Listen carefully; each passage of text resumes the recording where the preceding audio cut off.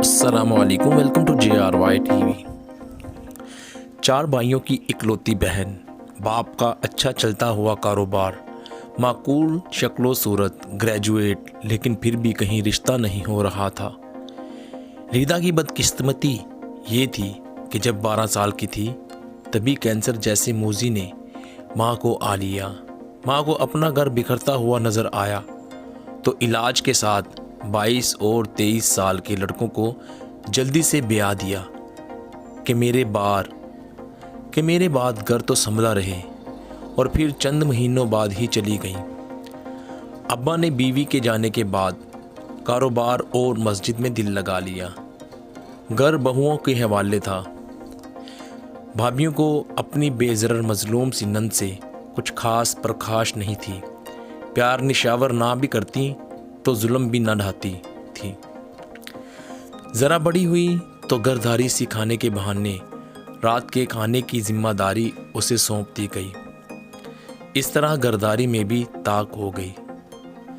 दोनों बहुएं आपस में साझा करके एक एक देवर के लिए अपनी अपनी बहनें ले आई थी।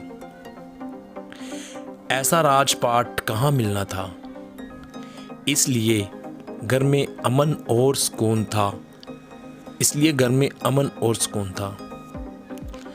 रिदा की ग्रेजुएशन के बाद अब्बा ने चारों बहुओं को इसके लिए मुनासिब रिश्ता देखने का कहा तो चारों ने इंतहाई फरमाबरदारी से मंडी हिला दी और रिश्ता कराने वालियों से राब्ता किया।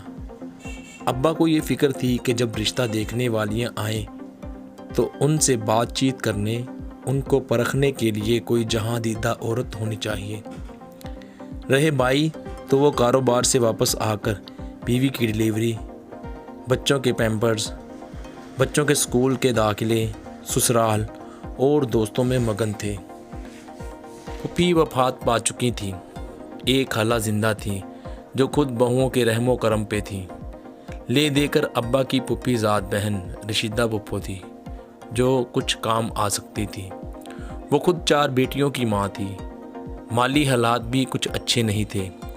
अब्बा अक्सर उनकी चोरी छुपे मदद करते रहते थे। इसलिए जब भी कोई फैमिली रिदा को देखने आती तो अब्बा रशीदा फूफो को बुला लेते कि मेरी बिन माँ के बच्ची के लिए कोई माँ जैसी हस्ती होनी चाहिए। बेटियों की माँ है, उनके दिल में खौफे खुदा होगा। पहली बार जो फैमिली रिदा को देखने आई वो इंतहाई मुनासिब रिश्ता था। भाभियाँ अच्छा एहतमाम करना चाहती थी लेकिन पुप्पो ने मना कर दिया कि अगलों को लगेगा कि शदीद गर्ज है, इसीलिए बिछे जा रहे हैं। रिदा को भी ज़्यादा तैयार करने की ज़रूरत नहीं है। भाभियों ने ज़्यादा बहस नहीं की। जब ससुर को उन पे भरोसा था तो वो क्यों दखल देती। रिश्ते वालों के सामने बेटी का फ़ोन आने पे कह दिया कि मेरी बच्चियां कम उम्र हैं, मेरी गैर मौजूदगी में घबरा रही हैं। चारों रिदा से बहुत छोटी हैं लेकिन उससे कदर रिश्ते आ रहे हैं कि हद नहीं। शक्ल सूरत की अच्छी है ना, मुझ पे जो नहीं पड़ी, अब्बा के ख़ानदान पे चली गई हैं। हमारे यहाँ की तो सारी लड़कियाँ रिदा के जैसी सांवली सी हैं। वो फैमिली फिर पलट कर नहीं आई। चंद दिनों बाद उसी फैमिली में रशीदा फूफो की पहली बेटी की मंगनी हो गई।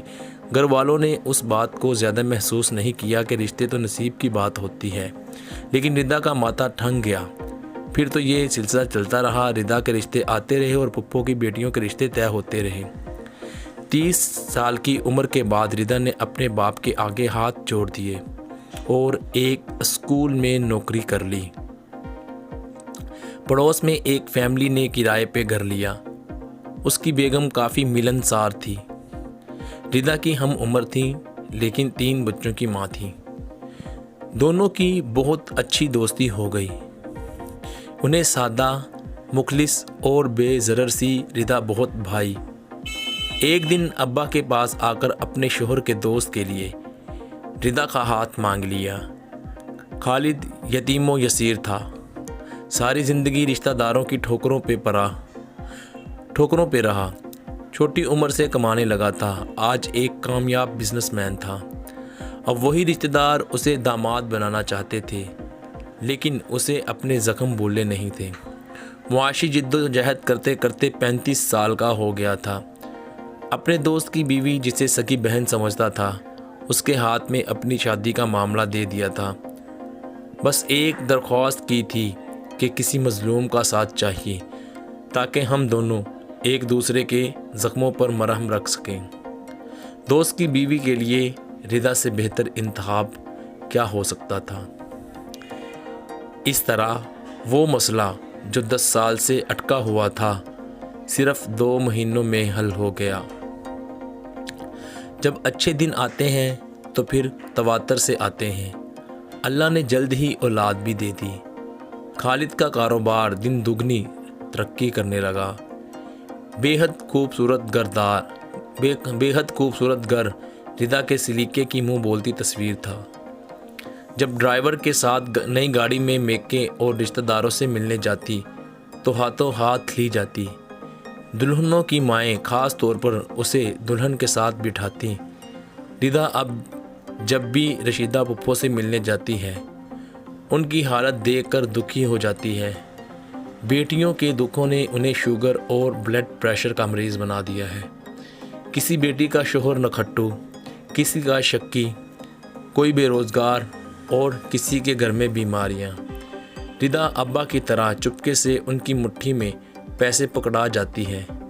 घर में कोई भी तकरीब हो तो रशीदा पुप्पो का हिस्सा भेजना नहीं भूलती।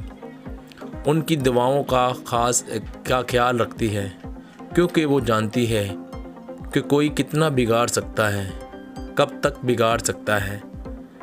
उस रब की तो बस कुन कहने की देर है, पलक झपकने में ही सब कुछ संवर जाता है। रिदा दुरुस्त कर रही है ना, आप बताएं। कितने अफसोस की बात है कि जिस पर एतबार किया जाए तो वो ऐसा करे। इंसान को ये सोचना चाहिए कि अगर नीयत ठीक नहीं रखेगा तो अल्लाह ताला उसके हर काम को जानता है, फिर वो ज़रूर किए की सज़ा पाएगा। अल्लाह ताला से तहरीर का मकसद आप लोगों की आंखें खोलना था। उम्मीद है बहुत कुछ सीख लिया होगा आप सब ने इस तहरीर से। अल्लाह करम करे, आमीन। तो दोस्तों, हम उम्मीद करते हैं आपको ये तहरीर बहुत अच्छी लगी होगी, क्योंकि जब हमने इसको पढ़ा हमें भी बहुत अच्छी लगी और हमने सोचा कि आप लोगों तक भी इसको पहुंचाया जाए। तो आप कमेंट करके ज़रूर हमें बताइएगा, और अगर आपको अच्छी लगी है तो वीडियो को लाइक कर दीजिएगा और अपने फ्रेंड के साथ शेयर कीजिएगा। Subscribe JRY TV। शुक्रिया।